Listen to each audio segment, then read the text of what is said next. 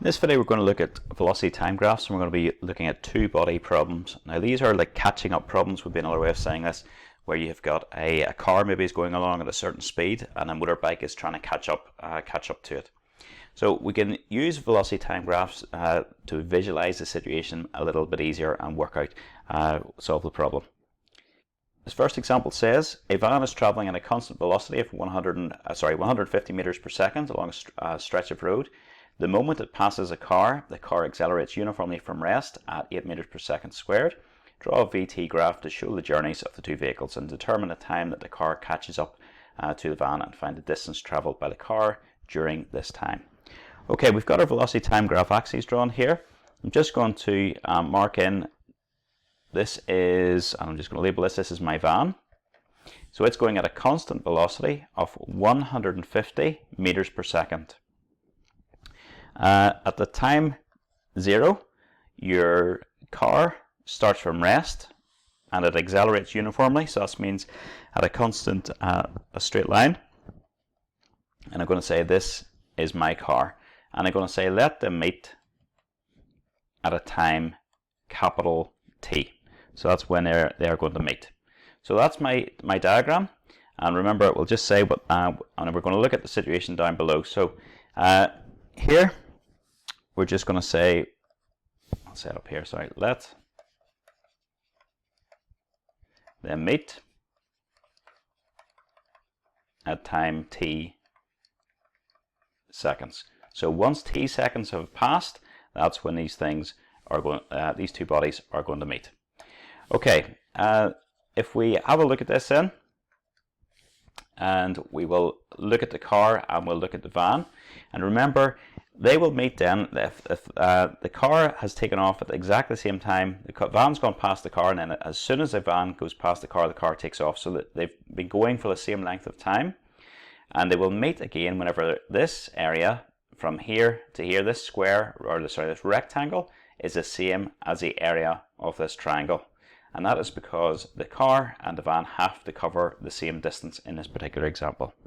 So we're just going to look down, and we'll keep referring back up to this example. So for the car, apologies, for the car, so down here, for the car we have got the velocity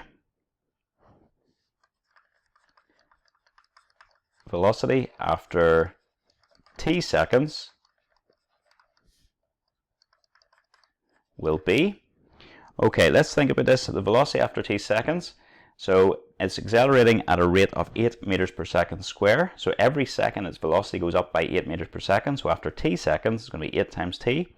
It will be 8t meters per second. And the distance in, it is traveled in t seconds will be a half times t times 8t. So let's have a look at where that's come from. From this triangle, the base of this triangle is t, the height of it, the velocity, would be 8t according to what we've just worked out. So it's going to be half times t times 8t, which is going to work out to be 4t squared. Okay, for the van, it's an awful lot easier. Let's just look back up at the diagram for the van. For the van, we want to work out this wee rectangle. So its height is 150, its base is just t, so the van distance is equal to 150t. Okay, all we're going to do now, we've got our formulas, we got them from our diagram, really, a diagram helped, and we're just going to put, as a u, put the distances equal. So we're just going to put the distances equal to each other. So that means you're going to put your 4t squared equal to 150t. Okay, we have to go and solve this. First thing to solve a quadratic equation, bring everything to one side, put it equal to 0. So 4t squared minus 150t is equal to 0. And then this is one that seems to throw people for some reason. People try and use your quadratic equation, or try and factorize using the sum and product method. It's a two-term equation. Just pull out one term, so just pull out 2t here. So you're going to have 2t minus 75 is equal to 0. So it's a dead easy one. If it's a quadratic here with only two terms, just factorize it as normal, so pull out whatever is common. So here 2t was common, so pull it outside.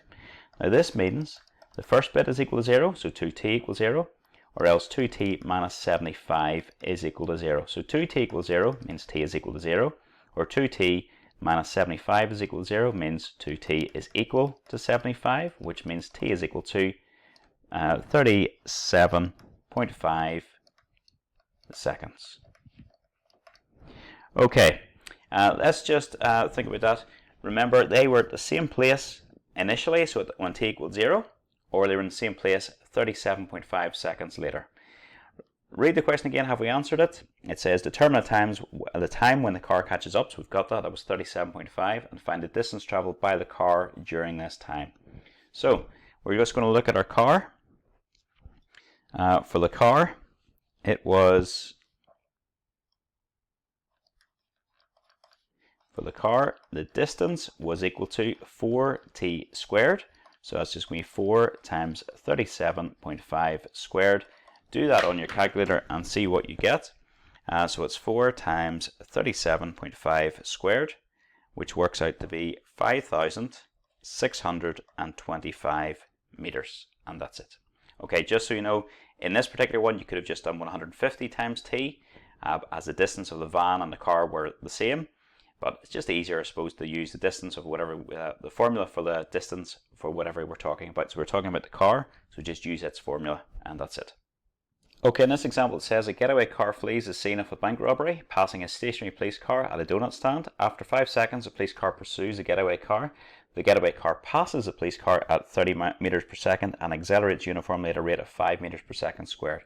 The police car accelerates at a rate of 10 meters per second squared. Find the time when the police car catches the robbers. Okay, again I'm going to say, you can see I've drawn my velocity time graph very roughly, and you can see my car passes at, initially t equals 0, it passes at a speed of 30 meters per second, and it accelerates uniformly at 5 meters per second squared, so it's going a positive gradient here. Likewise for your police car, it doesn't start at 0. They have to get back in their car after getting their donuts, so 5 seconds late to get going, and their acceleration you can see is steeper their gradient is steeper as they're accelerating at a greater rate. They're accelerating at a rate of 10 meters per second squared. I'm just going to add something in here. I'm just going to say let them meet. So I'll just bring that down there and see. It's not going to be quite like this. It's only a sketch to help us. Say let them meet when time is t seconds.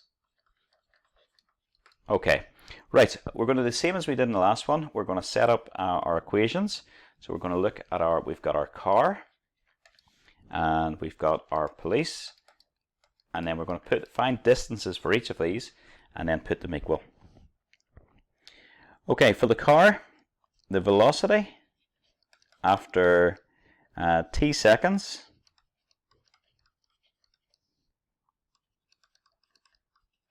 will be, and it's going to be 30 plus 5t meters per second. Okay, where have we got that from?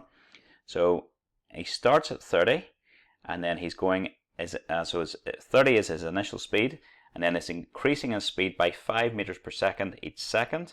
So after 1 second it'll be 30 plus 5, after 2 seconds it'll be 30 plus 5 times 2, and after t seconds it's going to be 30 plus 5 times t. So that's quite tricky to do.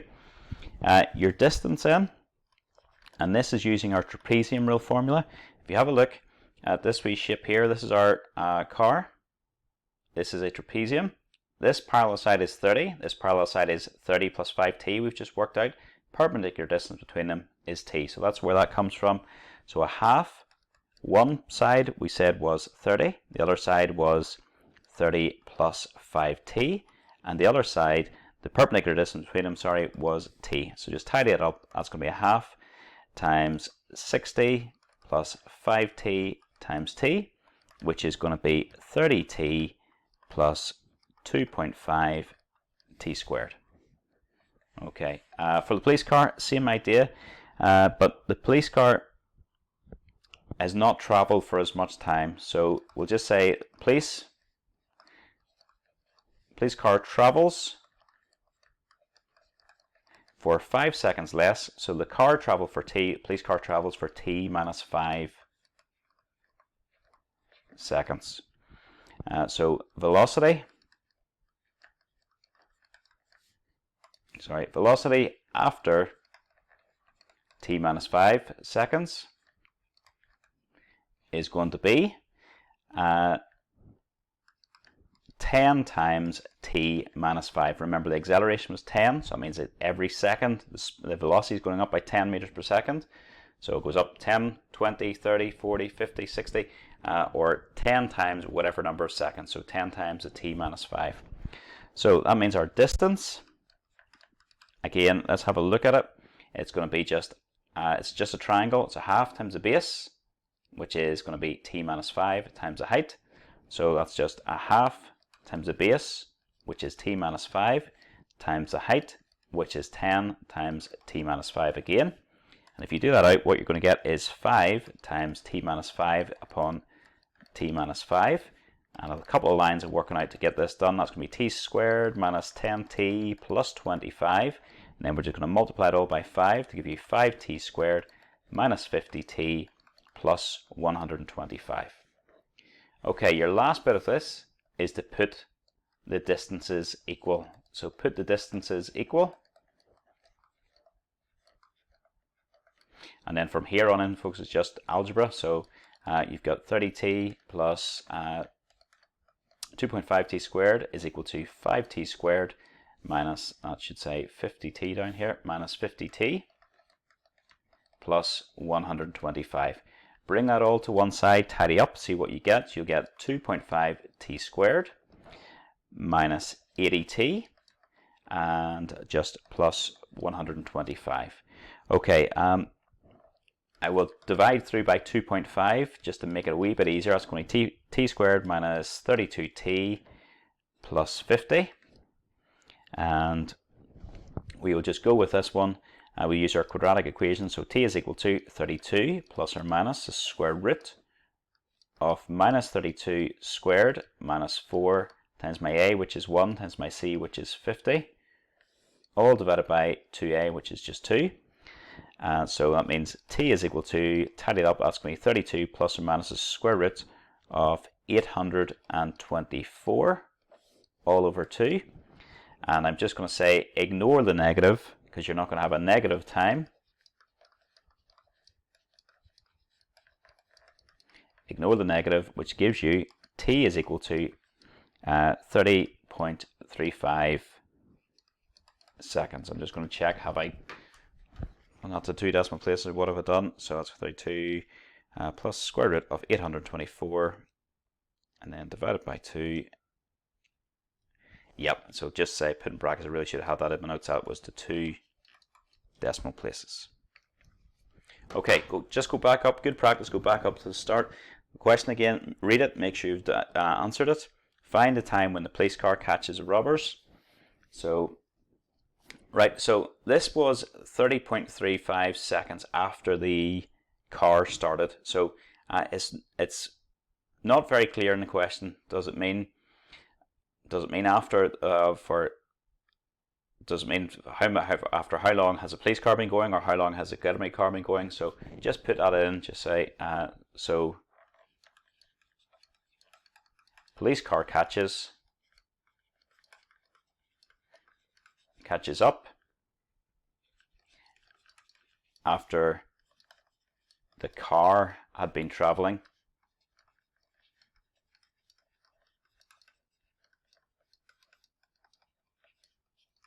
for whatever I've just said there, 30.35 seconds. So then it is dead clear to the examiner that you understand what's going on. So they're not going to take any marks of VE because it's a bit ambiguous, really. It can be interpreted both ways, the question. So they're going to be happy enough that you know what you're doing. Okay, you can see in this example I've already drawn the velocity time graph, so let's just go through how we've got this. It says in this example, a man is jogging at a constant speed of 4 meters per second. So here my velocity time graph, that's just a horizontal line for your man at speed or velocity at 4. He passes a stationary cyclist and 10 seconds after he passes the cyclist, she gives chase. So the cyclist chases after the man. So there's 10 seconds pass before the cyclist gives chase.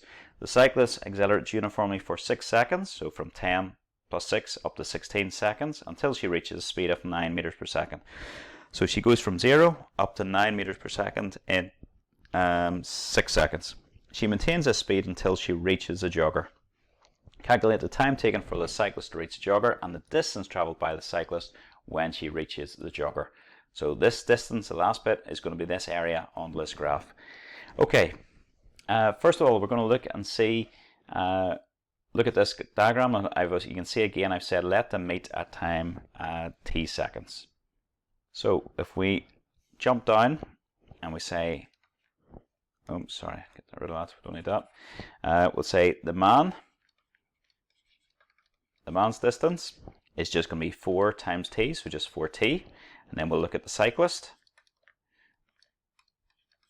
A bit of trouble with this pen today. Cyclist. So how I'm doing this, I'll write the formula in this time. It's a half brackets a plus b times h, so it's the area of the trapezium. And let's look back up on this at this diagram. So this length here, a lot of people make the mistake of saying this length is t. It's not quite t. It is t minus 16. That's the length here. Likewise, the length of this side, again, it's definitely not t. It's t minus 10. So that's your parallel sides, and your perpendicular distance between them would be this dimension. It would be 9.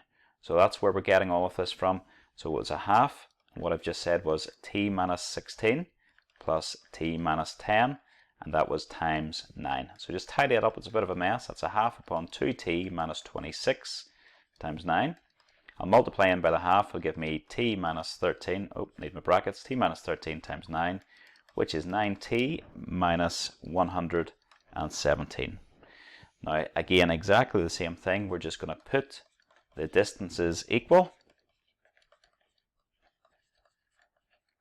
Put the distances equal. So 4t was your distance for the man. 9t minus 117 was the distance for the cyclist. And a wee bit of solving, that's going to be 117 is equal to 9t minus 4t, which is 5t. So a wee bit of working out, t works out to be 23.4 seconds. Okay, the question says, calculate the time taken for the cyclist to reach the jogger. So we'll just say, so cyclist, remember he didn't start at the same time. The cyclist has gone for, he had gone for 10 seconds less, so 13.4 seconds. We also had to find the distance for the cyclist. So we'll say the distance for the cyclist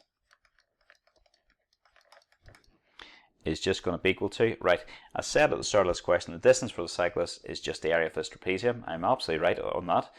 But what we could do is just use the formula here for the distance for the cyclist. So that's going to be just 9. So over here, that was this formula here, which was 9 times 23.4. We've already done all that working out to get that formula, so just use it, make life a lot easier, which works out to be 93.6 meters, and that's it.